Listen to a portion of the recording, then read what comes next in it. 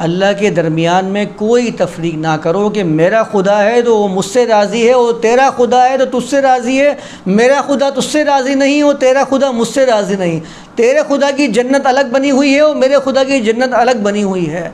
जैसे ही खुदाओं में तफरीक करना शुरू कर दोगे, अपने अपने मामलात को अलग करना शुरू कर दोगे और दूसरे को इंसानियत के मकाम से हटाना शुरू कर दोगे, क्योंकि तुम्हारे जहन में तो ये होगा कि खुदा तो वो है जिसने मुझे पैदा फरमाया है, मेरा खुदा वो है, मुझसे राज़ी है। इसको जो पैदा फरमाया है ये तो मेरे खुदा के नज़दीक काबिल नफ़रत है, तो मैं भी इससे नफ़रत करूं। मेरे खुदा ने जन्नत बनाई है, तेरे खुदा ने स्वर्ग बनाया है। मेरे खुदा ने दोज़ख बनाई है और तेरे खुदा ने नरक बनाया है। उस स्वर्ग और नरक के मामलात तेरे किताब के मुताबिक और तेरे अक़ीदे के मुताबिक होंगे, और मेरी जन्नत और दोज़ख के फ़ैसले मेरी किताब के मुताबिक होंगे। अब आप अंदाज़ा लगाइए ज़रा, खुदाओं को बांट दिया है।